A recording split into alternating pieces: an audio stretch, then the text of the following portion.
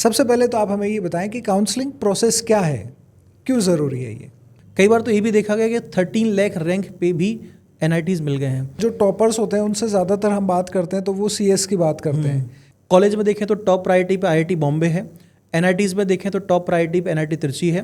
Triple IT में triple IT Hyderabad top priority पे बच्चों का रहता है। अगर ब्रांच अच्छी लेते हैं तो हमें कॉलेज से कॉम्प्रोमाइज़ करना है, और कॉलेज अच्छा चुनते हैं तो ब्रांच से कॉम्प्रोमाइज़। या आप सिर्फ ब्रांच के पीछे ही भागें, आप कॉलेज ऐसा चुन लें जहाँ प्लेसमेंट के लिए कंपनीज़ ही नहीं आती हैं, तो वो भी गलत है। ये नए आईआईटीज़ हैं, आईआईटीज़ का टैग है, बट इनमें इतना अच्छा एक्सपोजर नहीं है। चाहे फिर वो रिसर्च के लिए हो, चाहे फिर वो प्लेसमेंट के हिसाब से इतना अच्छा एक्सपोजर नहीं है। नमस्कार। जेई के एग्ज़ाम्स के रिज़ल्ट आ चुके हैं और बहुत अच्छे स्कोर्स डेफिनेटली आप लोगों ने किए होंगे, लेकिन अब बारी है काउंसलिंग की, क्योंकि काउंसलिंग ही वो तरीका है, वो प्रोसेस है जिससे आपको आपका मनचाहा कॉलेज मिल सकता है, मनचाही ब्रांच मिल सकती है, और जो डिसाइड करेगी कि आप लाइफ में आगे क्या करने वाले हैं। ये सब के बारे में बात करने के लिए आज हमारे साथ मौजूद हैं नितिन अग्रवाल सर। आप मैथ्स के फैकल्टी हैं और जेई के एस्पिरेंट्स को आपने पढ़ाया है। Sir, thank you very much. जी सर, हाँ, थैंक यू बुलाने के लिए मुझे। सबसे पहले तो आप हमें ये बताएं कि काउंसलिंग प्रोसेस क्या है। देखिए सर, जेई का जब रिजल्ट हमारे पास आ गया है तो बच्चों के पास जिन्होंने आईआईटी के लिए अप्लाई किया हुआ है, एडवांस दिया हुआ है, उनको एडवांस की रैंक आ गई है। जिन्होंने मेंस दिया हुआ है सिर्फ, उनके मेंस की रैंकिंग आ गई है। अब ये डिसाइड करना है कि किसको किस रैंकिंग के हिसाब से कौन सा कॉलेज मिले। सभी चाहते हैं कि उनको अच्छे से अच्छा कॉलेज मिले, बट रैंक के भी कंस्ट्रेंट्स हैं, सीट के भी कंस्ट्रेंट हैं। तो इसके लिए एक प्रोसेस है पूरी की पूरी, जिसको हम बोलते हैं काउंसलिंग, जिसको जॉइंट सीट एलोकेशन अथॉरिटी, जिसको हम बोलते हैं जोसा, वो करवाता है। तो उसमें पूरा का पूरा सारा ऑनलाइन प्रोसेस ही है। उसमें आपको अपनी खुद की चॉइस फिलिंग करनी है, जो कि कई राउंड्स में होती है। जैसे अभी इसका राउंड 1 स्टार्ट हो गया है। एनआईटी आईआईटी दोनों की क्यूमुलेटिव साथ में चलती है काउंसलिंग। अब पहले राउंड में आपको चॉइस फिलिंग करनी है और मॉक राउंड है। वो इसीलिए कई बार बच्चे मॉक राउंड में गलतियां करते हैं, तो उनको एक आइडिया लग जाए कि क्या अलॉट हो सकता है और क्या वो मिस्टेक कर सकते हैं, वो सारी गलतियां उनकी दूर हो जाएं। मॉक राउंड का रिजल्ट आएगा, उसके बाद वो देख सकते हैं क्या मिल सकता है, क्या मिल रहा है, और फिर उसमें एडिट भी कर सकते हैं। वो फाइनल सीट नहीं है। फिर उसमें जब एडिट करके वो, या फिर जो भी फाइनल करके अपलोड करेंगे, उसके हिसाब से उनको नया सीट अलॉटमेंट होगा, जो कि फाइनल होगा। सीट अलॉटमेंट अगर उनको हो जाता है तो ठीक है, उनके पास 3 चॉइस आ जाती हैं। पहली चॉइस है फ्रीज़ करें, जो भी सीट उनको मिल गई है अच्छी बात है, रखिए, आप इसको फ्रीज़ कर लीजिए, वो सीट आपकी हो गई है। या आप अगर उससे खुश नहीं है तो आप उसमें 2 चीज़ें और कर सकते हैं। एक है फ्लोट, एक है स्लाइड। फ्लोट में क्या होगा कि आगे की जो आपकी फर्दर चॉइसेस हैं, जो कि आपके कॉलेज हो सकते हैं और फर्दर अच्छी ब्रांचेस हैं, आप वहाँ जा सकते हैं। या फिर स्लाइड है। स्लाइड मतलब मुझे कॉलेज पसंद आ गया है। अब जैसे किसी को जेई मेंस अगर दिया है, एडवांस नहीं दिया है, उसकी टॉप चॉइस एनआईटी तिरची है। अब उसको एनआईटी तिरची की मान लो सिविल ब्रांच मिल जाती है, और उसकी इच्छा है कि मुझे इससे अच्छी ब्रांच मिल जाए, क्योंकि उससे अच्छा कॉलेज उसको नहीं चाहिए या नहीं है। तिरची देखें तो एनआईटी में सबसे बढ़िया काउंट होता है, तो वो चाहता है कि कॉलेज ना जाए बट ब्रांच इसमें अपग्रेड हो जाए।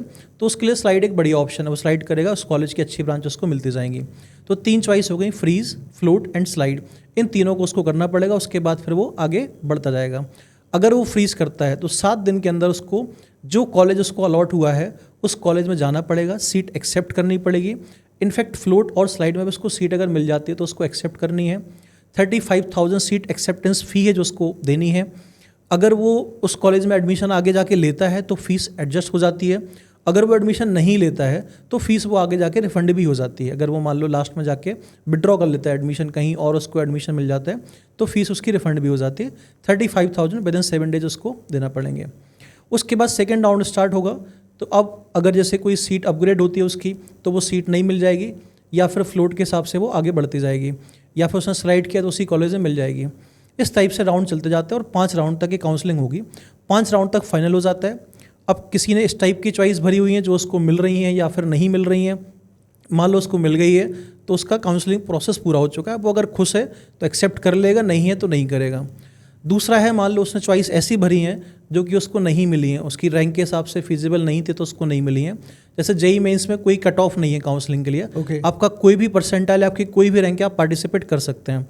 तो उसने पार्टिसिपेट किया बट उसकी रैंक के हिसाब से नहीं मिल सकता है, तो लास्ट में बिना चॉइस के रह जाएगा।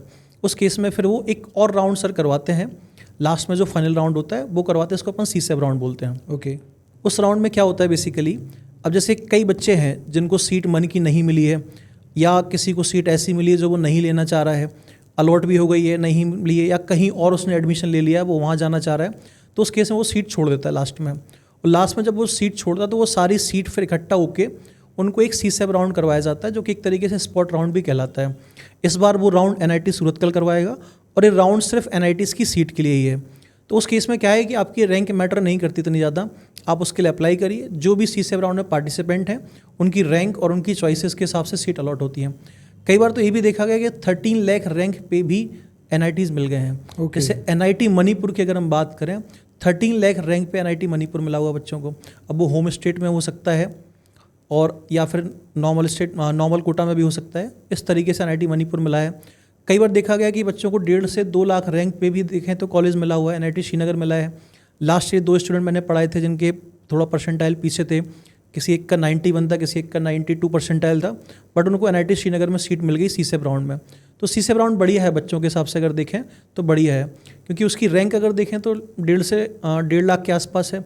और टोटल अगर सीट की हम बात करें, IITs में जो है 18,900 लगभग 19,000 सीट हैं, NITs में 25,000 सीट हैं और 11,000 सीट IIITs में है।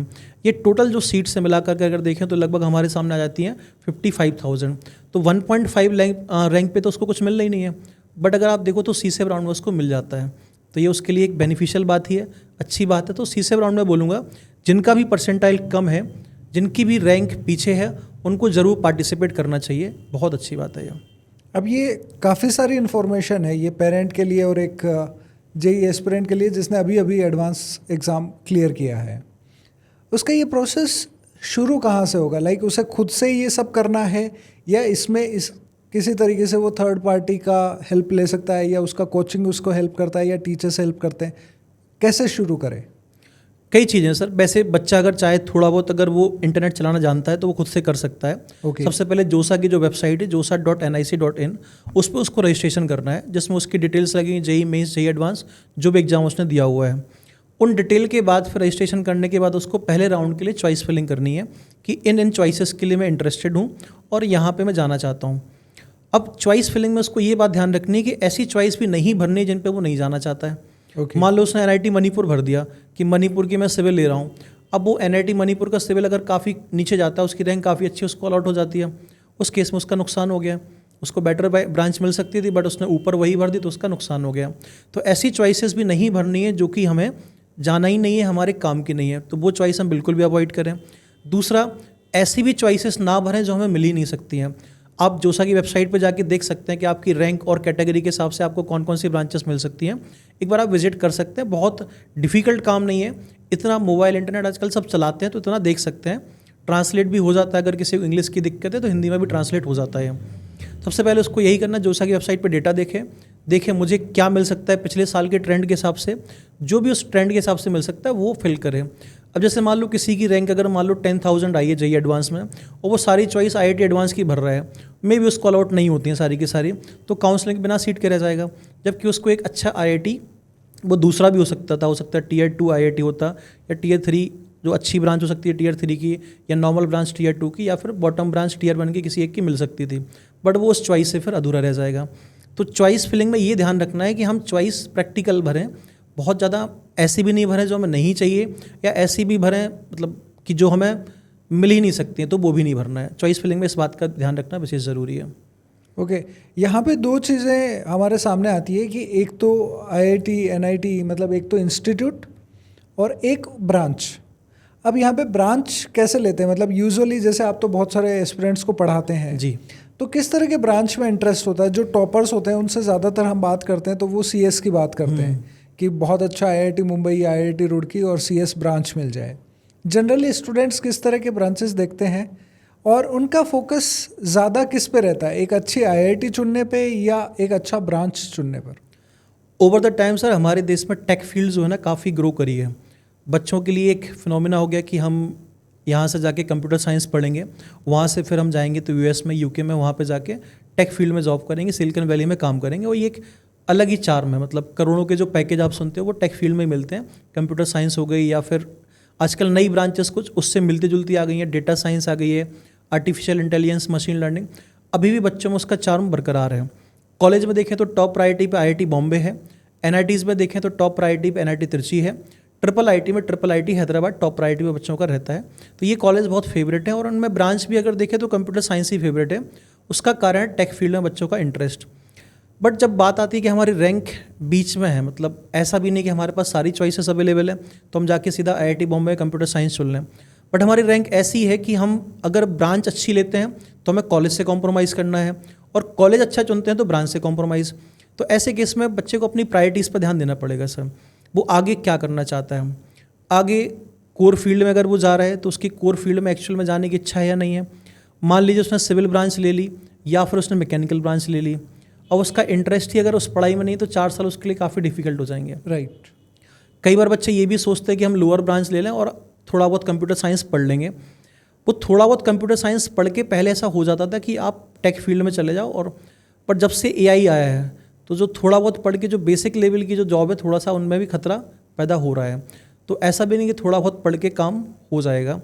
और दूसरी चीज़ ये, जिसको कंप्यूटर साइंस मिली उसको हमेशा एक एज रहेगी कि वो थोड़ा बहुत जो कंप्यूटर साइंस पढ़ के आया है और जिसने पूरी कंप्यूटर साइंस पढ़ी उससे बेटर होगा।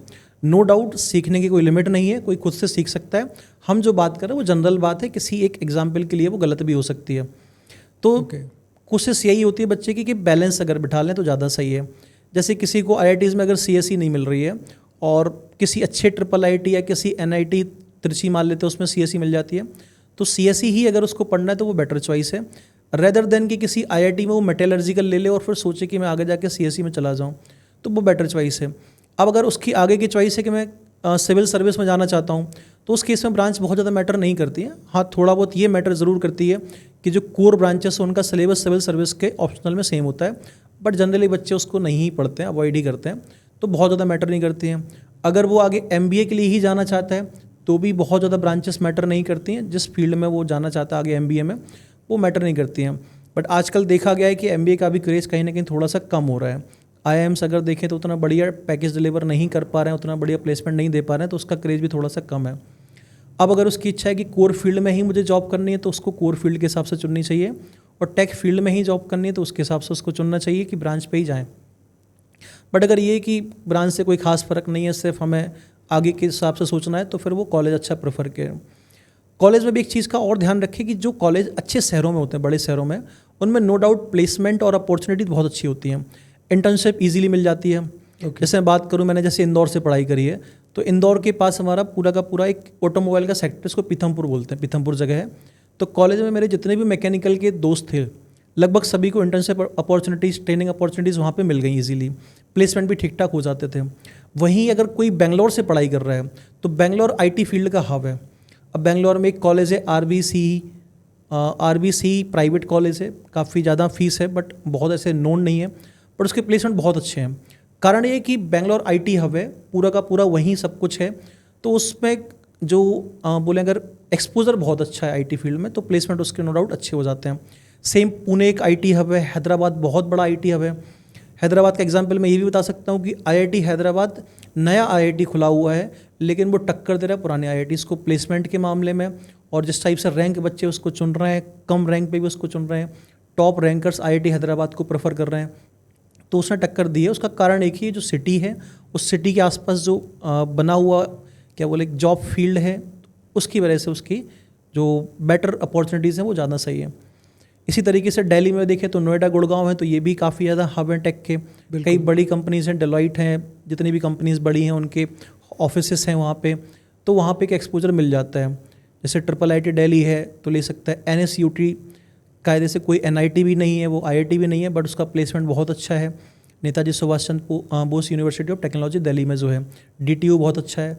तो कुछ कॉलेज हैं जो कि सिटी की वजह से भी बहुत अच्छे हैं और पुराने भी हैं उसकी वजह से भी बहुत अच्छे हैं। तो बैलेंस बिठाना बहुत ज़रूरी है ब्रांच का और कॉलेज का। मैं ये नहीं कहूँगा कि सिर्फ आप कॉलेज के पीछे ही भागो, ब्रांच आप कोई भी चुन लो और बाद में अगर टेक फील्ड में हायरिंग अच्छी नहीं होती है तो उस केस में फिर आप पीछे रह जाते हैं, या फिर आपकी जो ग्रोथ अपॉर्चुनिटीज़ है वो ना हो, या आप सिर्फ ब्रांच के पीछे ही भागें, आप कॉलेज ऐसा चुन लें जहाँ प्लेसमेंट के लिए कंपनीज़ ही नहीं आती हैं, तो वो भी गलत है। तो आप बैलेंस एक बिठाएं, वो ज़्यादा सही चॉइस है। मतलब काफ़ी सारी चीज़ें देखने की ज़रूरत है कि आपका इंटरेस्ट क्या है, आपकी प्रायोरिटी क्या है, किस शहर में आप देख रहे हैं। हाँ, ये सब चीज़ें मिला के आप किसी कंक्लूज़न पे पहुँचे। जी। जैसे हमने कुछ स्टूडेंट से बात करी तो उन्होंने बताया कि काउंसलिंग के लिए कुछ सेंटर्स बने हुए हैं जहाँ पे स्टूडेंट्स अपने पेरेंट्स के साथ में अपने डॉक्यूमेंट्स लेके जाते हैं और वो उनके लिए तय कर देते हैं कि ठीक है आप ये ले लो। जिस तरीके से मेडिकल स्टोर से जाके आप सरदर्द की दवाई लेते हैं, वैसे ही वो काउंसलिंग उनकी कर देते हैं कि ठीक है आपकी 7,000 रैंक है, आपको ये मिल जाएगा, ये भर दिया। लेकिन वो स्टूडेंट से इतने डिटेल में बात नहीं करते कि आपका इंटरेस्ट क्या है। जितना नॉलेज आपने शेयर किया, बहुत सारे स्टूडेंट्स को तो पता ही नहीं है कि अच्छा ये भी एक क्राइटेरिया है, ये भी एक पर्सपेक्टिव है इसको देखने का। तो मैं ये जानना चाहता हूँ, जब पेरेंट या स्टूडेंट खुद से काउंसलिंग के लिए जा रहे हैं किसी भी जगह पे, किसी भी इंसान के पास में, वो अपनी तरफ से क्या तैयारी करके जाएं ताकि वो सही सवाल भी कर सकें, अपने लिए सही डिसीजन भी ले सकें? एक तो सर थोड़ा सा वो ब्रांच के हिसाब से, अगर खुद का कुछ इंटरेस्ट है तो उसको पहले से उसके हिसाब से देख के जाएं कि मुझे किस कॉलेज में मेरे इंटरेस्ट की ब्रांच इस रैंक पे मिल सकती है, उसका आइडिया लगा लें। आजकल एआई का ज़माना, आप एआई से पूछेंगे तो वो भी बता ही देता है। गूगल पे सर्च कर सकते हैं, जोसा की वेबसाइट पे पूरा डेटा है, आप वहाँ से भी देख सकते हैं। दूसरा, आप काउंसलर के पूरे भरोसे नहीं हो सकते, थोड़ा सा आप खुद की रिसर्च कर लें कि मुझे किस रैंक पे क्या मिल सकता है और मेरा इंटरेस्ट किस में है। जो कॉलेज मैं देख रहा हूँ वो कॉलेज किस सिटी में है। जैसे बहुत सारे नए आईआईटीज़ हैं जो कि अच्छी सिटीज़ में नहीं है, जैसे मैं आईआईटी रोपड़ की बात करूँ या फिर आईआईटी पलक्कड़ खुला हुआ धारवाड़, ये नए आईआईटीज़ हैं, आईआईटीज़ का टैग है, बट इनमें इतना अच्छा एक्सपोजर नहीं है, चाहे फिर वो रिसर्च के लिए हो, चाहे फिर वो प्लेसमेंट के हिसाब से इतना अच्छा एक्सपोजर नहीं है। कई बच्चे हैं, कई स्टूडेंट हैं जो मेरे आईआईटी रोपड़ में पढ़े हैं या किसी और आईआईटीज़ में पढ़े हैं, तो वहाँ पे जब उनसे बात होती है तो यही बोलते हैं कि सर अभी ठीक से इंफ्रा भी डेवलप नहीं हुआ है, ठीक से रिसर्च लैब भी नहीं है, अभी इतना एक्सपोजर भी नहीं है, कंपनीज़ भी कम ही विजिट करती हैं। तो ये सारी चीज़ों का अगर वो ध्यान रखे तो उसके लिए बेटर रहेगा कि सिटीज़ का ध्यान रखे। दूसरा, वो अपनी रैंक के हिसाब से क्या चॉइस मिल सकती है, और ब्रांच उसमें इंटरेस्ट इसमें हो वो ध्यान रखे। इन 3 चीज़ों का ध्यान रखना ज़रूरी है। यानी ये इस तरह के आईआईटीज़ हैं कि जिससे अच्छा तो आप एनआईटी ले लें, ऐसा? हाँ, अगर उसकी ब्रांच की चॉइस है तो बिल्कुल ले सकता है वो। ओके, एक मोटा मोटी आइडिया क्या आप हमें दे सकते हैं कि किस रैंक के ऊपर या किस रेंज में कौन सा आईआईटी मिल जाता है, और वहाँ पे उसका अगर कोई बेटर अल्टरनेटिव मौजूद है आज के टाइम पे, ऐसा कुछ आइडिया आप दे सकते हैं हमें? ये सर काफ़ी हद तक तो कैटेगरी रैंक पे भी डिपेंड करता है, काफ़ी हद तक ब्रांच की चॉइस पे भी डिपेंड करता है, और किस कॉलेज में वो जाना चाह रहा है, Tier 2 Tier 3, तो ये काफ़ी हद तक मतलब सब्जेक्टिव है। बट अगर मोटा मोटी देखें, किसी को आईआईटी जाना ही है, कसम खा रखी है उसने कि आईआईटी ही जाऊँगा चाहे कोई भी ब्रांच मिल जाए, तो आईआईटीज़ लगभग 55,000 बच्चों को क्वालिफाई करता है। ओके। जनरल में लगभग कह सकते हैं हम कि 20,000, 15 से 20,000 तक उसको लोअर ब्रांचेस मिल जाती हैं, वो ले सकता है। सेम ओबीसी में ज़्यादा फ़र्क नहीं है, थोड़ा बहुत ही फ़र्क होता है, और SC ST में डेटा थोड़ा डिफ़र करेगा। अब बहुत सारे ऐसे IITs जो बहुत अच्छे नहीं हैं तो वो NITs में प्रेफर करता है जाना, ट्रिपल IITs में ही प्रेफर करता है। जैसे एक स्टूडेंट था, मैंने 2018 में पढ़ाया था, तो उसकी 5,000 रैंक थी JEE एडवांस में, बट उसका था कि मुझे CS ही चाहिए। ओके। और NIT तिरछी में भी उसको CS नहीं मिली, IITs में भी नहीं मिली, तो ट्रिपल IIT इलाहाबाद में उसने CS चूज़ करी थी, क्योंकि उसके दिमाग में यही था कि मुझे CS ही चाहिए। तो ब्रांच स्पेसिफिक है तो फिर वो कॉलेज के हिसाब से ही जाता है कि मुझे इस कॉलेज में बेटर चॉइस क्या हो सकती है, जो भी मेरे पास डेटा है। ग्रेट। अब क्योंकि सारी इन्फॉर्मेशन मेरे ख्याल से हमने इसके बारे में दे दी है, क्या कुछ और ऐसा है जो आज के टाइम पे JEE एस्पिरेंट्स जो एग्ज़ाम दे चुके हैं और अब काउंसलिंग के लिए देख रहे हैं, उन्हें कुछ ऐसे मैसेज आप देना चाहें, या कुछ ऐसे इंस्ट्रक्शंस या कुछ ऐसे ट्रिक्स आप देना चाहें, कुछ भी ऐसा जो उनके लिए आज के टाइम पे जानना ज़रूरी है? बेटा, जब भी आप काउंसलिंग करें तो ये पहला पड़ाव हमारा एग्ज़ाम है, दूसरा पड़ाव काउंसलिंग है। काउंसलिंग ठीक से करना बहुत ज़रूरी है। कई बार लोअर रैंक के बच्चे बहुत अच्छी चॉइस ले जाते हैं और अच्छी रैंक के बच्चे गलती की वजह से भी अपनी चॉइस मिस कर देते हैं। तो काउंसलिंग ठीक से करना आपको बहुत ज़रूरी है। आप किसी अच्छे जो आपके टीचर्स हों, जो आपको जानते हों, जो इसके बारे में नॉलेज रखते हैं, आप उनसे बात कर लीजिए, जो ठीक से आपको टाइम दे सके, समझा सकें। थोड़ा सा आप भी एफर्ट लगाइए, गूगल करिए चीज़ों को, AI पे आप पढ़ सकते हैं, उनमें थोड़ा सा आप एफर्ट लगाइए, थोड़ा आपको जानकारी हो। दूसरा, आपके आसपास के कोई नोन है, उनके बच्चे किसी कॉलेज में पढ़ रहे हैं, आप जिस कॉलेज में जाने का सोच रहे हैं, जो आपको मिल सकता है, आप अगर कांटेक्ट उनसे कर पाएँ।